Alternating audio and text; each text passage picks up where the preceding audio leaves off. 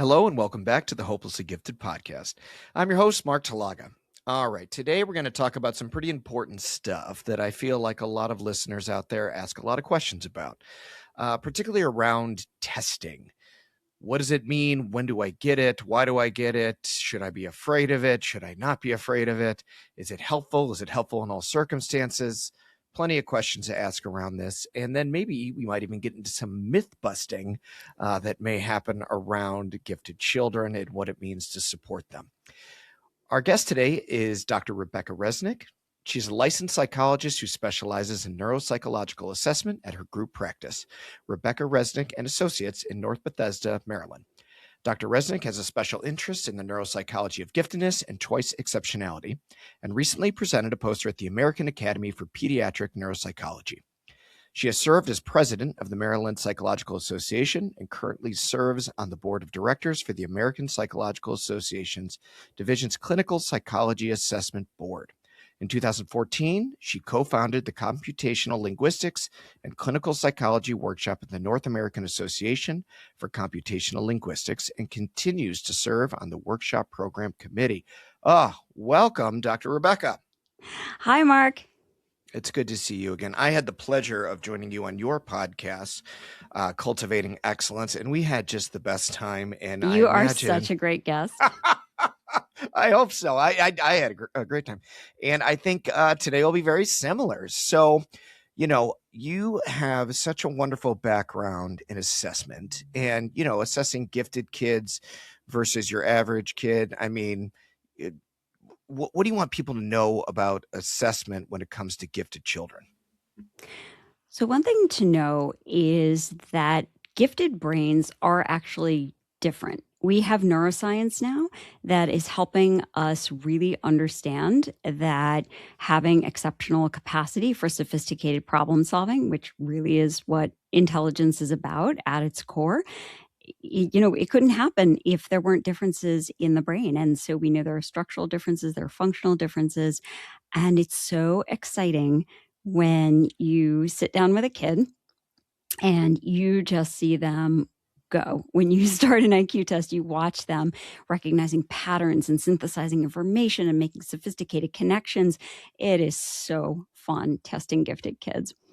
But a lot of people get very hung up on scores, and Right. testing, it really shouldn't be about scores. What you're after, because you can get scores for free, like go to the school, get scores. The scores are only a small piece of it. What you really want is understanding. That's the value add, helping your family understand your child's unique brain, helping the child understand their unique brain. It can be such a transformational game changer for a young person to really understand their unique cognitive profile.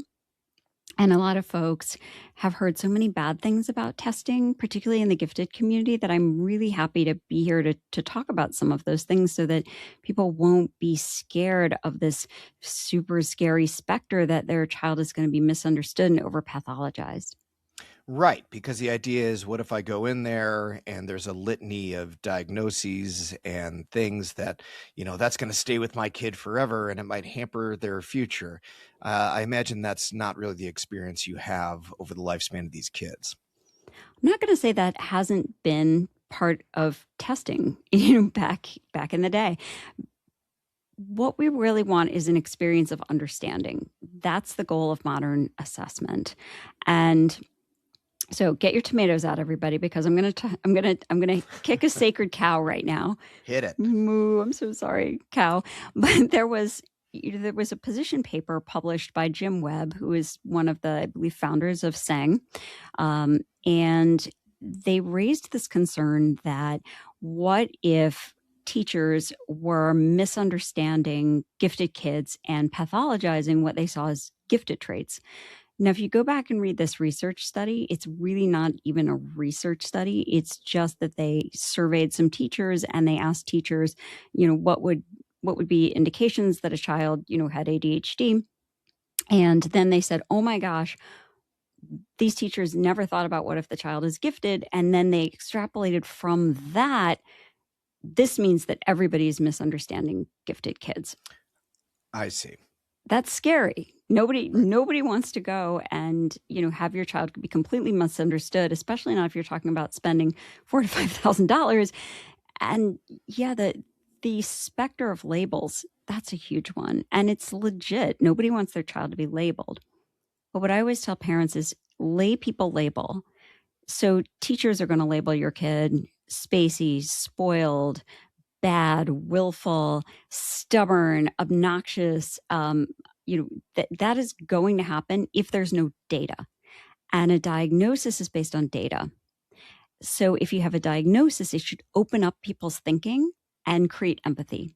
Whereas a label shuts people's thinking down. Once I decide that Mark, let's say you're a gifted kid in my classroom and decide that you're a big show off and you're aggressive and you just need to always be right and you're challenging me as a teacher, I'm going Right. to label you with a bunch of labels you don't want. But if I find out that you're absolutely brilliant and you're so thirsty for knowledge and you're so creative and you're so excited to connect with me, I'm going to see you in a very different light. That's the kind of understanding we want testing to bring to the table. Not, oh, you're broken, there's something wrong with you. That's not the goal of modern assessment. But the idea that let's say you walk away with a gifted label and you head into that school and then they start to reconceptualize that kid. Okay, I see now why they're a little more quick to answer, struggle to, not raise their hand up every 2 seconds, even if we remind them, or a little Yeah. oppositional or challenging appropriately. Do we also get from testing some sense of where that kid is struggling in that regard? You know what I mean? Like, do the teachers also have the sense of what the child might need in those moments? That is the goal. Because what good is testing, again, if we just get a bunch of numbers and we don't really understand the person and their context, their personality, temperament, who they are? Because, yeah, it's very easy for teachers to make assumptions about gifted kids or to miss that a kid is gifted. If you have your brilliant child who's bored in third grade and is, thinking deeply about black holes and just not raising their hand, not engaging, the teacher may think that kid's pretty dull and not suggest them for the gifted program. So we really want these scores to bring about understanding not only of the strengths, but also if there's areas where a kid is getting frustrated. And I know this is one of your areas where you're looking at this multiplicity of factors because everybody has a complicated profile. There's nobody who is amazingly gifted in everything. And for gifted kids, their their areas of weakness often loom really large. Like Right. I always say, they're like a Ferrari with a slow leak in a tire. They really get frustrated, and a lot of adults will be like, "Can't you just?" Or "You're so smart. Why won't you just?" And that's the wrong way of thinking.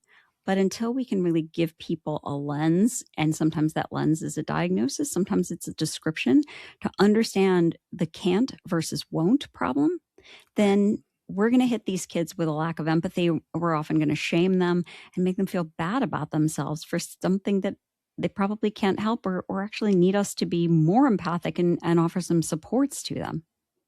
So, with this idea that testing provides such a clearer lens of who this kid is and how they present in the world, I have a lot of parents ask the question, well, shouldn't every kid get tested? Shouldn't I just assume I should get my kid tested? What are your thoughts on that? You can come to me and I will test your kid every day of the year. Well, I guess maybe the question is there ever a situation where testing may not be appropriate? Absolutely. If everything's going well, very rarely do people come to see a psychologist or when things are going well. We see people when things are not going well. But every now and then, a parent will call and say, we just, all right, I hope you can edit out the cough. We can edit that, no worries. Awesome. We really want to understand how our kid is gifted, and we really want to understand their potential and what they need.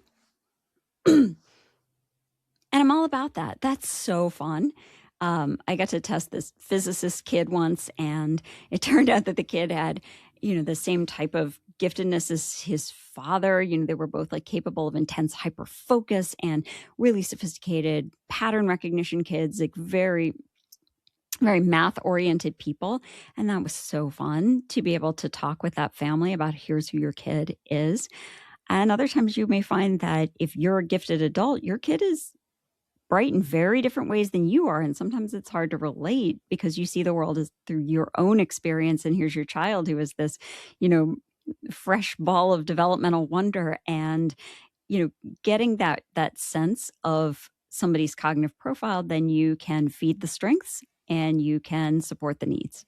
See, what I like what you're saying, the way I interpret it maybe, is the idea that good testing or appropriate testing should ultimately end up benefiting the relationships in that kid's life, the relationships with school, the relationships with their parents, the relationship with themselves, and where it may not be so beneficial if it's just to prove a number or a score to say, see how smart my kid is.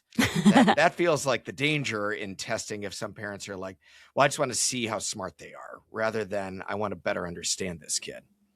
I don't know Well, if that happens for you. if we're coming from a place of we really want to understand, that's amazing. But I will say something for we just want to know how smart this person is.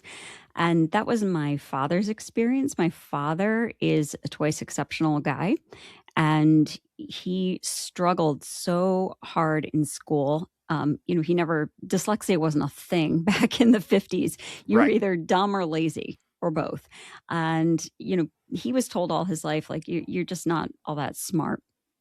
But he managed to get into dental school, not because he was good at the exam part of it, because he got the highest score possible on the part that you do with your hands, the spatial reasoning part. Interesting.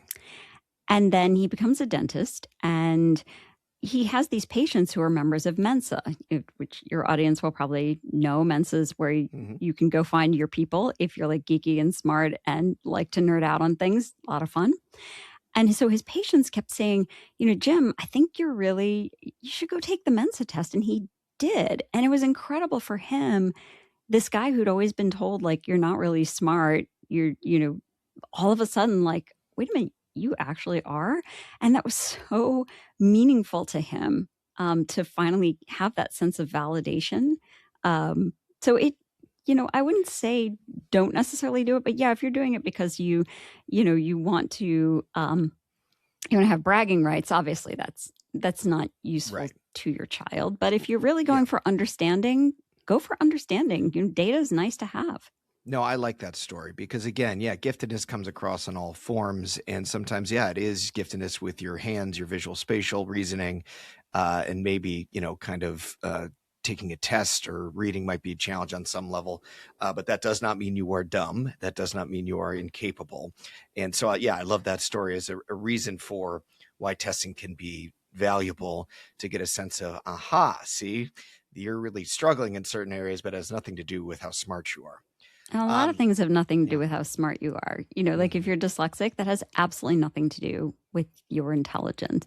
If you're autistic on the autism spectrum, you can be absolutely brilliant and, be on the autism spectrum. You can have OCD. You can have any kind of difference or disabling condition can co-occur with very sophisticated intellectual capacity, except for intellectual disability or dementia or something like that. There's a great variety. And I love what you say about the child's relationship with his, her, or them self, because that self-understanding is so liberating for kids, especially for a dyslexic kid. They'll come in and you know this, you work with these kids too. They'll come in and they'll say, like, I'm the dumbest one in the class. I can't read. And it is a beautiful moment when I pull down my brain, my plastic brain, and I talk with them about how their brain works. And for the first time they've heard, like, oh, I'm actually not the dumb one. Like, that will make me happy for a whole year. Oh, absolutely. And I do love that idea of, now I'm starting to understand myself better. Now, you also have a history or a passion for linguistics. So talk to me a little bit about your connection with computational linguistics or language in general. Like what does it for you there? Oh, well, I married into that, actually. So you're really attracted to it. No, I'm kidding. Go ahead. It's such a turn on. That's my thing, everybody. So. That's right. No, my husband is a computational linguist. He's a professor at the University of Maryland in the Institute for Advanced Computer Sciences. and the Department of Linguistics. So he's one of these polymath types of guys. And we sat down one night, it was date night. You know, when you don't get many date nights when you're raising two boys. And so we go out for date night and we're talking about language technology and language science, this kind of computationally based um, understanding. And we all know this now as AI and large language models. And I was talking to him about the troubles that we have in psychology, where we know things about the brain, but it's hard to scale and it's hard to reach a lot of people. And so the two of us really thought about how computational linguistics and language technology could help psychology and mental health. And so we founded a workshop together. But I think testing is really going to become much more uh, about computer based and language technology based, and we're getting really interesting, understanding about the brain, that instead of it just being like, oh, look at that, isn't that cool?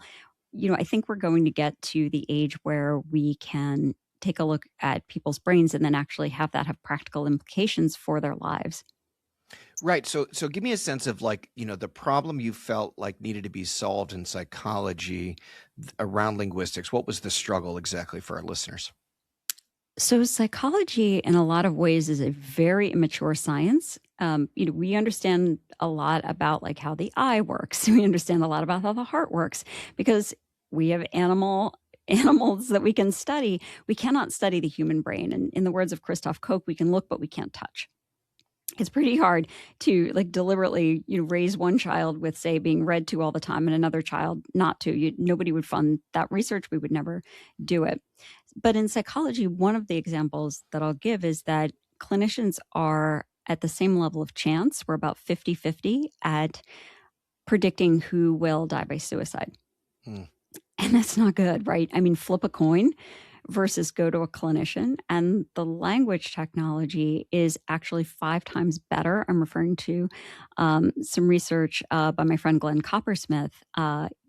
If we could unleash the technology, we could be so good at screening for depression, suicidology, autism spectrum, language disabilities. There's so much we can do. But for now, most testing is still incredibly analog. Most of it is the clinical skill and insight of the person doing the testing and interpreting the data.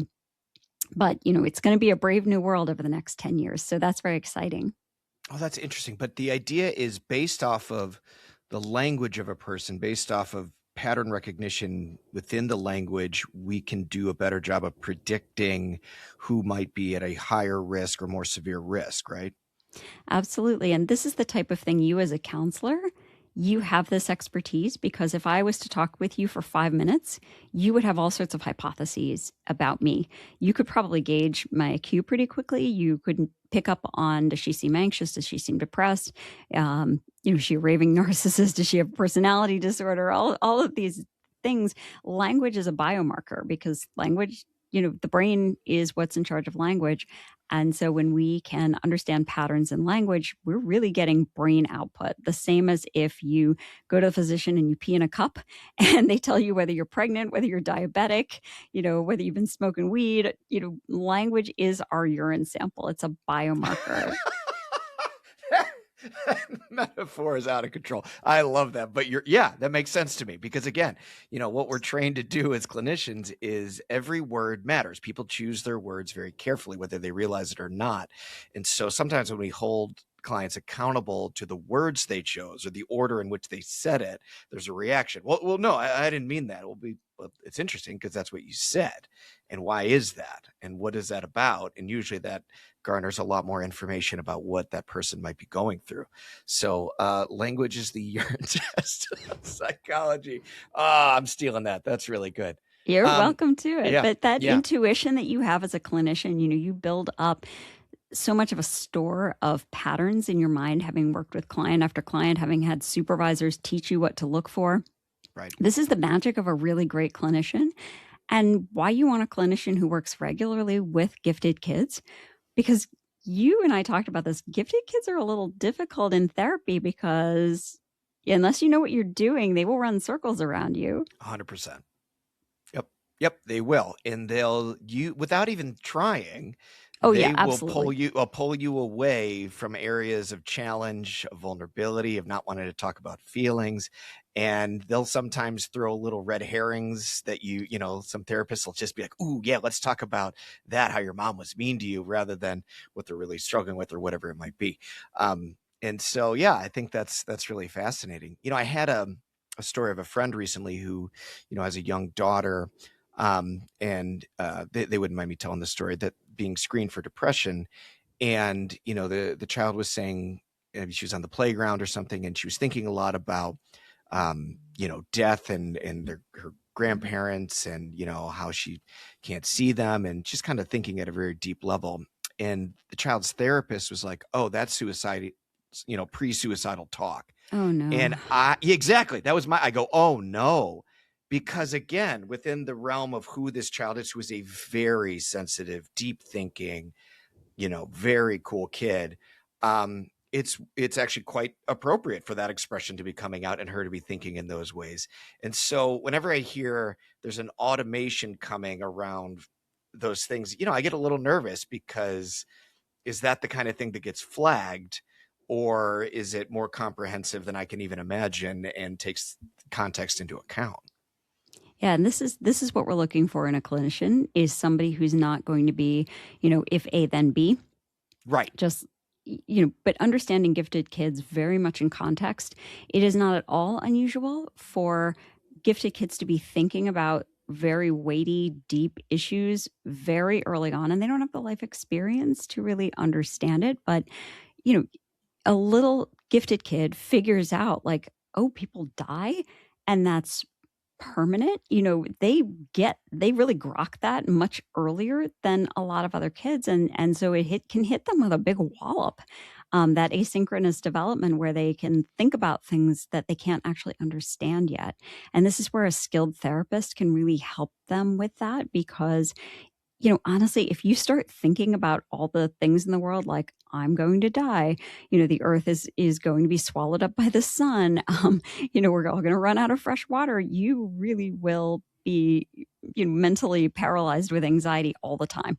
And a therapist will teach it. A good therapist who really gets gifted kids will teach them, how do you sit with that knowledge and still function in the world.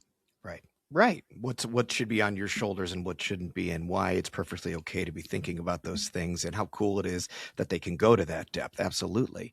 So I'm going to throw you a real softball here.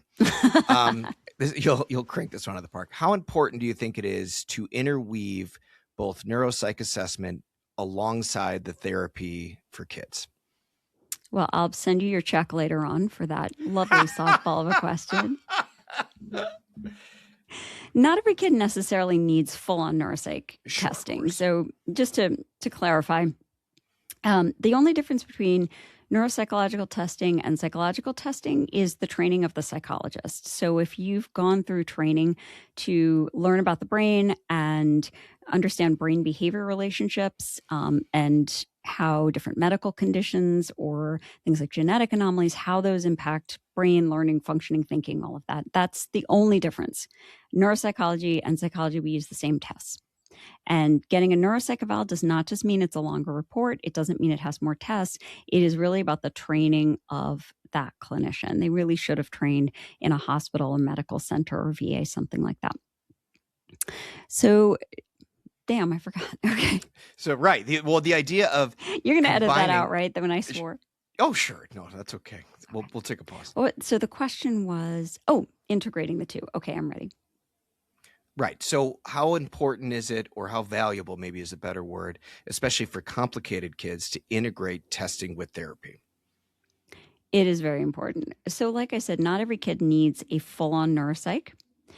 Sometimes psychological testing, sometimes an assessment with a skilled counselor or psychiatrist is exactly what they need. Generally not pediatrician, because pediatricians, they're very much generalists, and pediatricians, understand like every organ system in the body, but that often doesn't leave them a lot of time and brain space to have a specialty in mental health. But when you do have testing, that testing should really help generate a whole bunch of hypotheses in the mind of the therapist.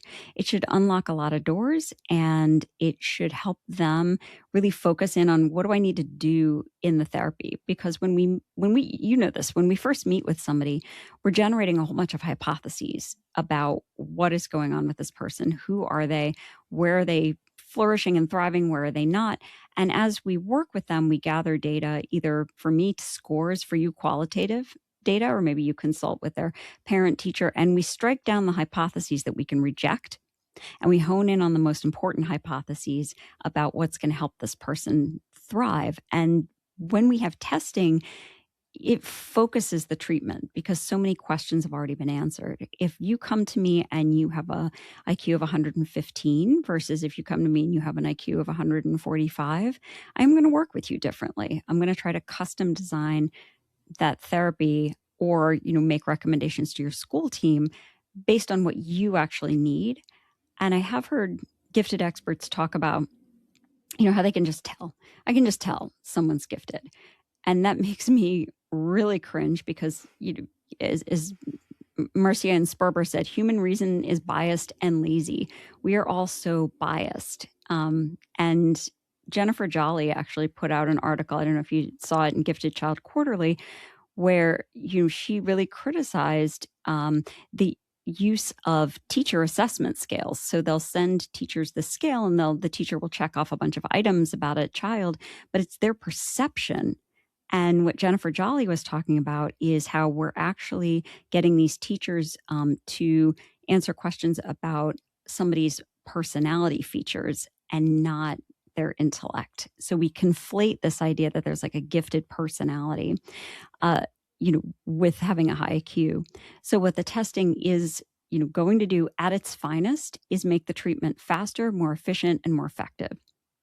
Absolutely. I think that is a great way to put it. And I back that up because I think it's paramount, especially as the kid gets more complicated, or especially if you're going down a path where you have a sense of what's going on, but nothing seems to be shifting. Nothing's getting better. The child is still struggling. The school is still struggling.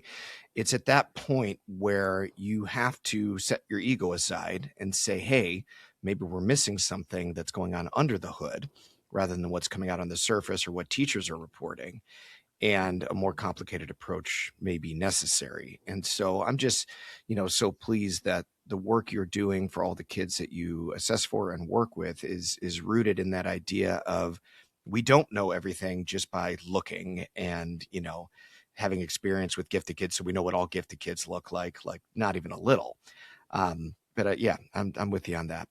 So, this may, transition right into this idea of myths around gifted kids. And what are those myths that you feel like you want to address the most? Okay, this is where they're going to go from, oh, we kind of liked her, to now we hate her.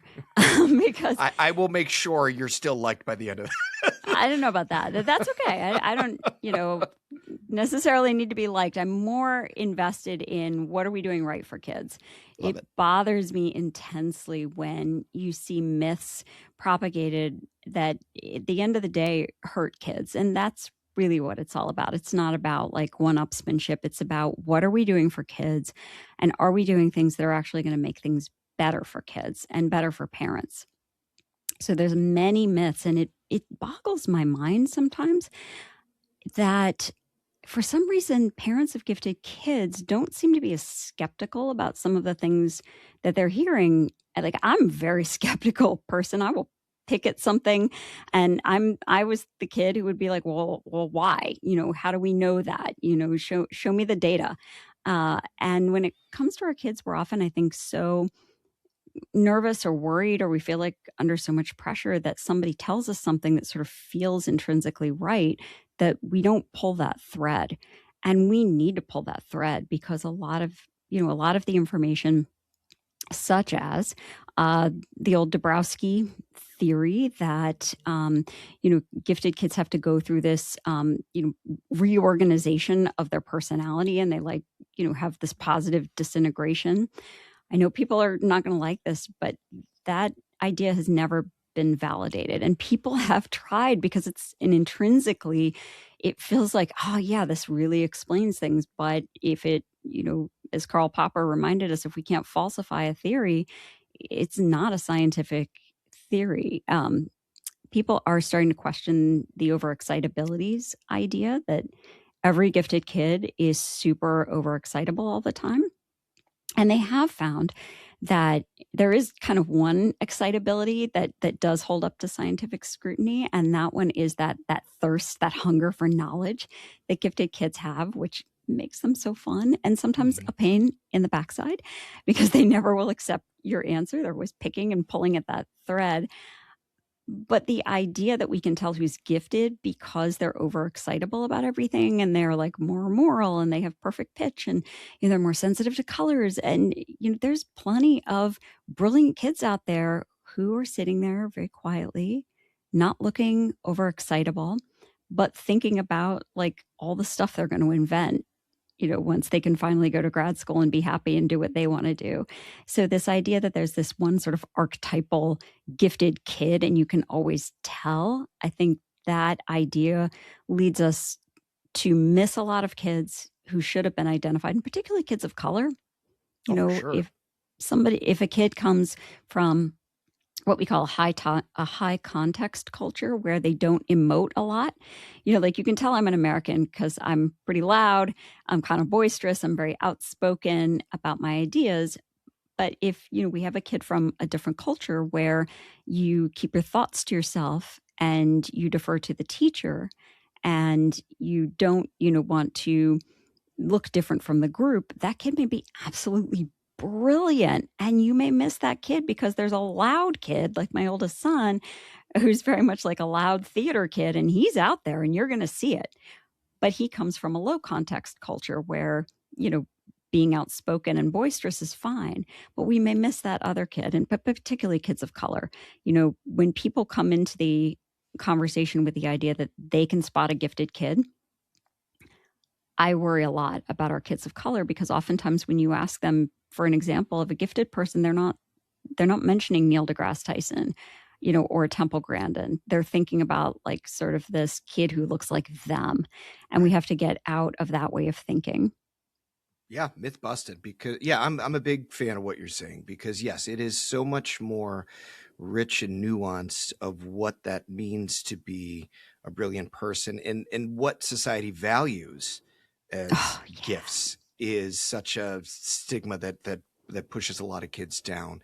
And for anybody that doesn't understand, the gifted program in the United States was created by the Defense Department as a response to Sputnik getting launched.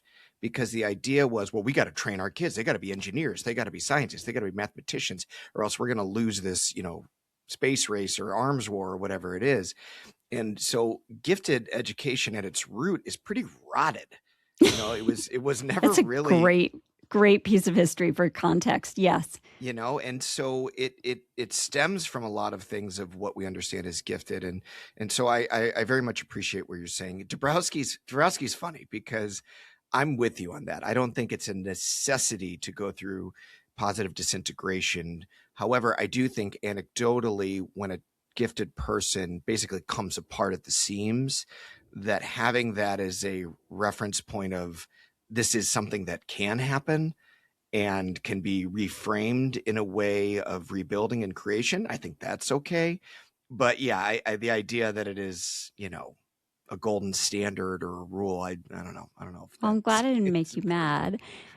Yeah.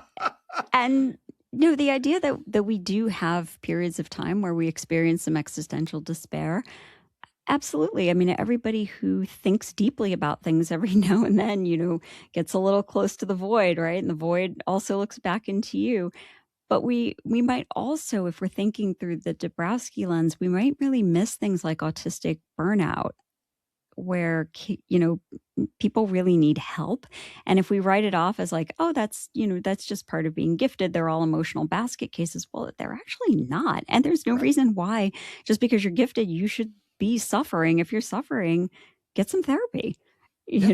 Let's not just write everything off as like, oh, well, my child's so gifted. This is why they're miserable. Anybody who's miserable deserves care. Love it. No, absolutely. I think that's well spoken. Now I want to go even farther. Any other myths that you feel like need to be busted, or what do you come across even in your work or with families? Yeah, I do come across people mistaking personality traits for this sort of gifted profile. And, I agree with some of what the sort of Columbia model of identifying giftedness has to say. But at the same time, it's still based on a lot of what we in psychology would actually consider personality traits. You have the big 5 personality traits. How extroverted are you? How neurotic are you? How open are you? How conscientious are you? And the idea that everyone who's gifted has this sort of similar temperament and similar personality traits, again, we're going to miss kids, and that's what really bothers me.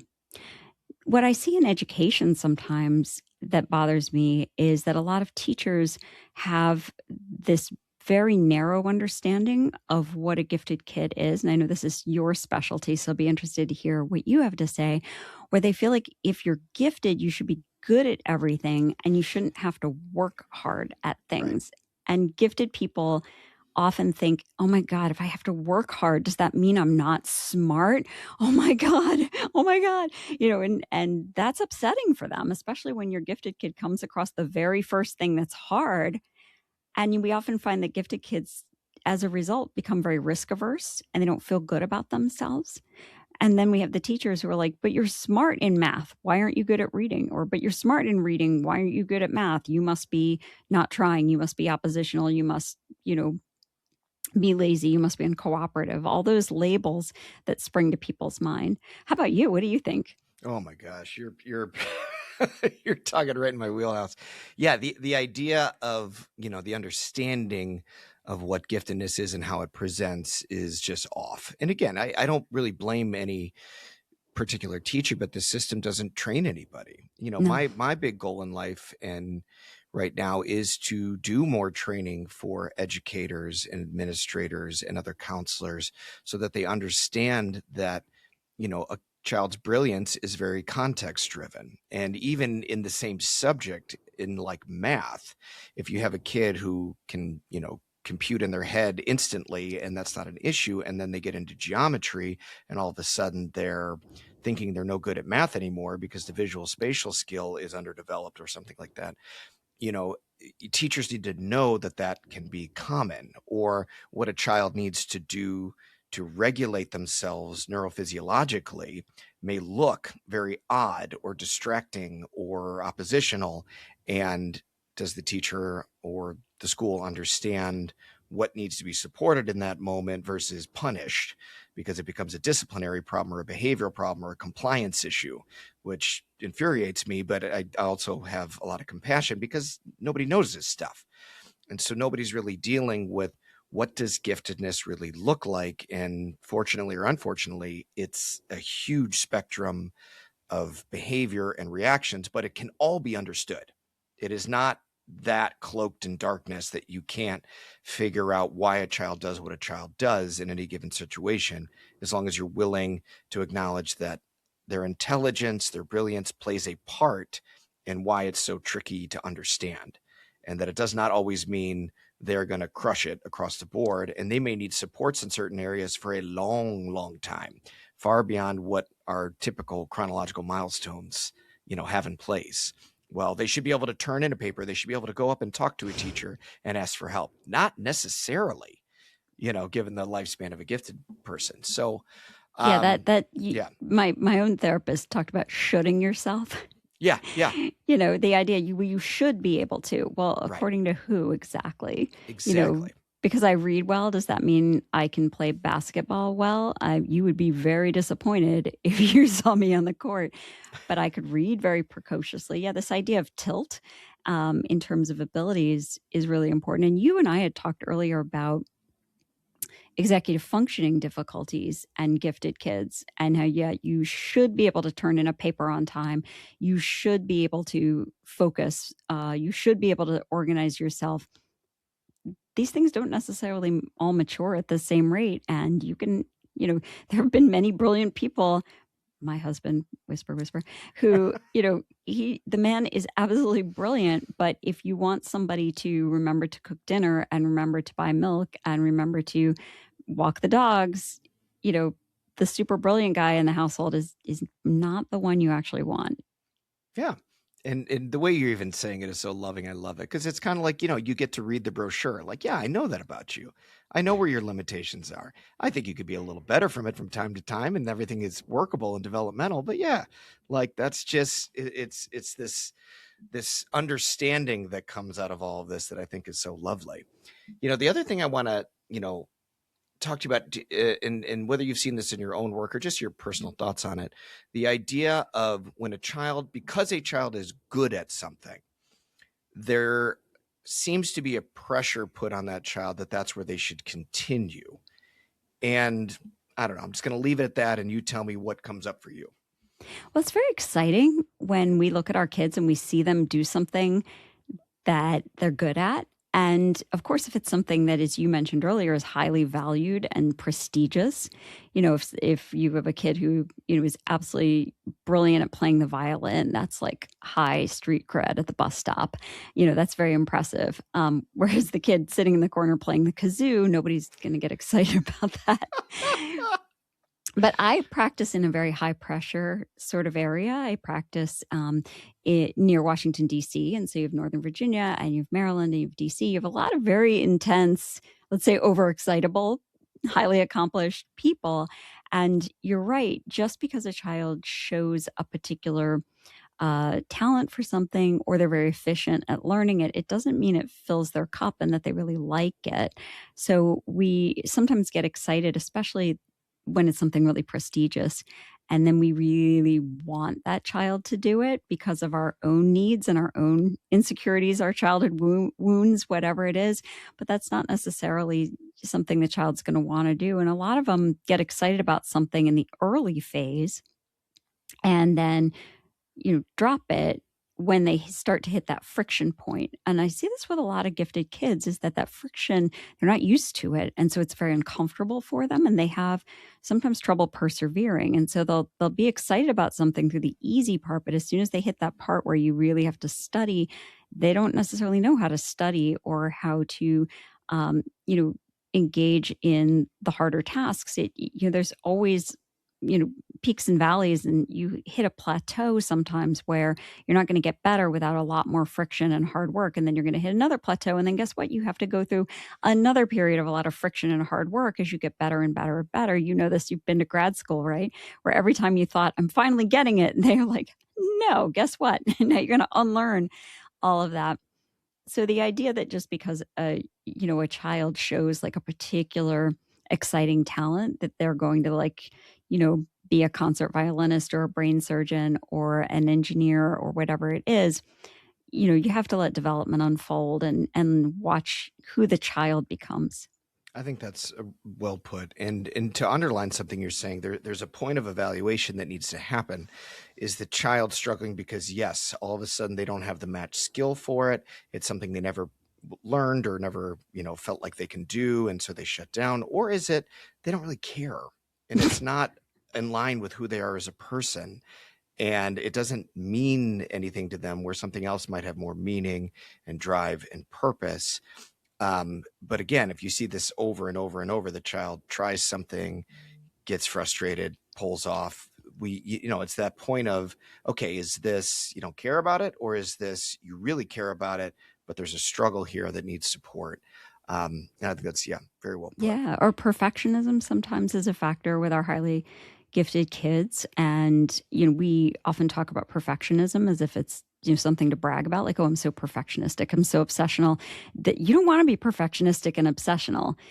It's like too much of a good thing, right? Because you get to the point where you're paralyzed, and you're just falling apart instead of advancing. And this is where a good therapist comes in, particularly with perfectionism. Please don't assume that if your child is perfectionistic, that that's great. It's not great, because perfectionism is pathological. It's over investment in the idea that everything has to be perfect. And then you'll see these kids start to procrastinate. They have a lot of shame.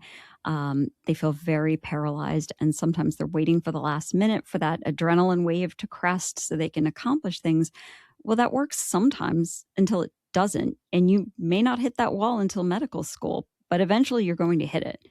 And so working with a therapist sooner rather than waiting until it becomes a big problem is always better. You're going to get, not only will you alleviate your child's suffering, but you're going to get better ROI working on a therapist when something is a smaller problem and waiting for it to be a crisis. I'm gonna not necessarily disagree, but add a little, All because the right. idea is yeah, we knew this was coming. So the way we view it is perfectionism and procrastination are defense mechanisms. They are a defense that is put up as a way to basically circumnavigate the struggle of what it means to achieve what the vision of what they have. So I don't necessarily have a problem with people being perfectionistic, because it means they have a view of something they really want to create in a certain level. Now you got to manage expectations and all that.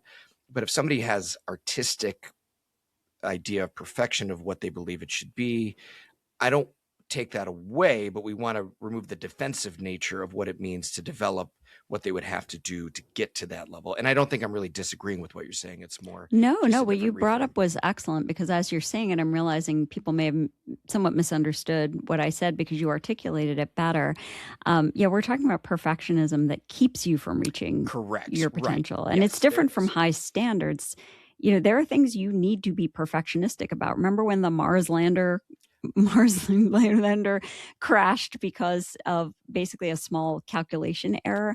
Right. When you're a surgeon, when you are a tax attorney, when you are, an astronaut, perfectionism, you need to get things right, because these are fields where things are either right or they're wrong.